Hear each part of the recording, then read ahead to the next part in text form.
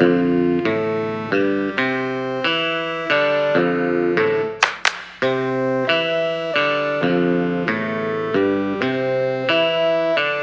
going to have a brief intro or brief segue with Stephen Mitchell, past president of Red Bank Humanists, with a personal reflection. Thank you. Happy Darwin Day, everybody. Thanks, Eric. So yeah, just a quick story before we get on to Ron's presentation. And it's timely and it's also relevant to today's agenda.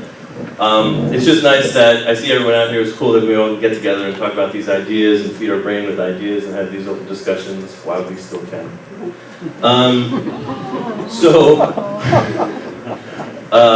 Backstory to my story: the Constitution has the clause in there about the government shall not institute any religion, any government religion. You know what's the word? Government establishment. Yes, the Establishment Clause. And it's been known as the wall of separation ever since. But that doesn't stop them from trying. And back then in the 80s, there was the Kansas Board of Education the people wanted to put in creationism into the science class, and the Board of Education said, no, that's not science. So the Christians, they got themselves elected onto the Board of Education for the state of Kansas. That's what democracy looks like. And they got creationism put into the science books. Well, it was sued, and it was brought to the Supreme Court, and they lost, and that's what democracy looks like. And they took it out. And then they created intelligent design, which is creationism from like a scientific standpoint, air quotes. And they tried to get that pushed in, and at that time there was a big fight, and this gentleman, Bobby Henderson, wrote an open letter. He was a physicist from Oregon. He wrote an open letter to the State Board of Kansas saying, I agree with you guys. I think you should teach intelligent design in the science class along with evolution because I believe in the flying spaghetti monster, and I believe that the flying spaghetti monster created the world. And there's millions of people who call themselves Pastafarians, and we believe that they created the world, so I think it should be 1/3 evolution, 1/3 intelligent design, and 1/3 flying spaghetti monster. And he basically took the elements of intelligent design and just, threw in like pasta sauce and pasta, just to make it, the silliness of it be more silly and more obvious that it was transparent and not accurate or credible. So in the 90s it spawned this viral thing of Pastafarian where a lot of atheists and humanists and free thinkers adopted Pastafarian as their religion because they saw other religions and their traditions and dogma as, odd and weird and made up and fabricated, and they said, hey, look at us, we could do the same thing. And it means just the same thing to us. And that's manifested itself in primarily two ways. One, on state grounds, state capitol grounds, and like courts around the country, people try to build statues with Bibles or crosses and stuff like that, and people like us who are like, no, you can't do that. That's like government establishment of religion. And they say, no, this is a Christian country. And so we say, all right, well then let us put up a statue of the flying spaghetti monster. And there's statues of the flying spaghetti monster all over the country. And it's not that we want statues of flying spaghetti monsters up on state grounds, it's that we don't want Bibles and crosses up there. And that's the point we try to make. And the other way it manifests itself is people getting their driver's license taken with pasta strainers on their heads. Just as a sign of a political statement or a statement saying, yeah, I stand for the separation of church and state, and if religion and churches are getting special privileges, we deserve to have them too, and we think it's, silly anyway, so we want to be silly as well. So my friend, show and tell, this is the gospel of the flying spaghetti monster. You can pass that around. One of my best friends, he's been battling cancer, colorectal cancer, and he's doing good. He's struggling along with his family and stuff, but he recently wrote a novel about his struggle in the form of like a fictional novel where, I'll just read you it's called To Dance with Death Beneath Falling Stars, a very short novel by Stephen Wagner. And his subtitle is, In a Mad World Where Cancer is a Man, Only a Madman Could Stop Him. So it's a funny story, and it's about his struggles. It's heartbreaking and funny, and I'm in it. I'm a character in the book. So buy the book. It's $10 on Amazon. My name is The Humanist in the book, and I'm a Pastafarian, and I say things like, may he touch you with his noodly appendage as my blessing in the book. And so my friend, the author, he challenged me he said, hey, next time your license is up for renewal, I challenge you to go and try and get a pasta strainer on your head.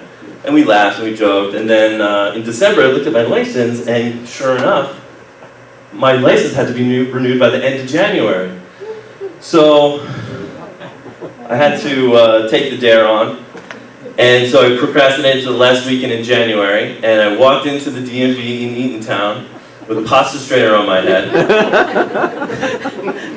I got a lot of weird looks and people not making eye contact with me.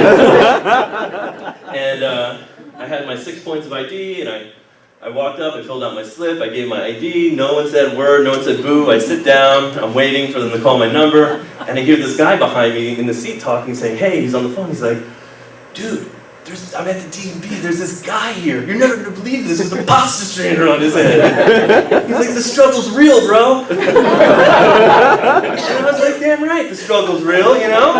I think he meant I was crazy, but you know, it was our struggle. So they call my number, I go up, and the guy says, oh, you're right. You're not gonna wear that on your license, you know that. And I said, well, I hope so. And he goes, oh, you hope so, huh? Well, you're not. And I said, well, it's my religion.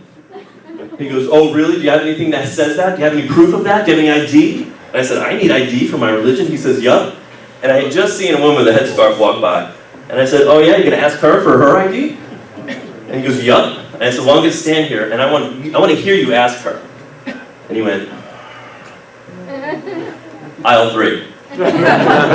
So at this point, I'm like nervous, I have confrontation, my heart's pounding, I go down to aisle 3. I still don't know if they're going to let me do this. I'm still wearing the pasta strainer on my head.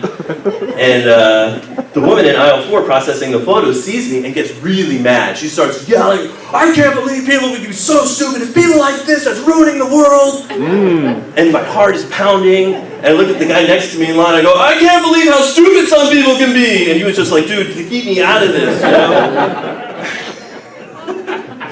And so, she keeps yelling, and then a police officer comes, she's standing in the back. Oh no. And he's not really he's kind of eyeballing me out of the side of his eye, and so then the guy calls me up, and he asks for my documents, I give my documents, he doesn't say anything, he's looking at them to make sure everything's right.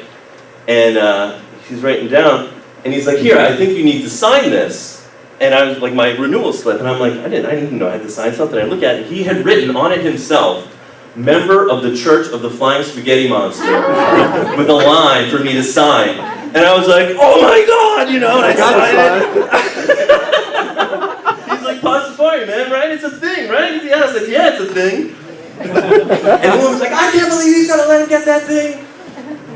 And I was like, you're being intolerant, you know. And I was yelling in the DMV, it was fun. And he takes my picture, and I was show and tell, I got it. There it is, pass it around. So, I'm leaving, I'm walking past everyone, I'm pumped, I'm just like, you know, ecstatic. And I wanted to this is what I didn't say anything, but I wanted someone to confront me because I was amped, you know? And so then, my ego gets the best of me, and I go up to the front desk, and I was like, I'd like to complain about one of your employees. And they're like, oh really?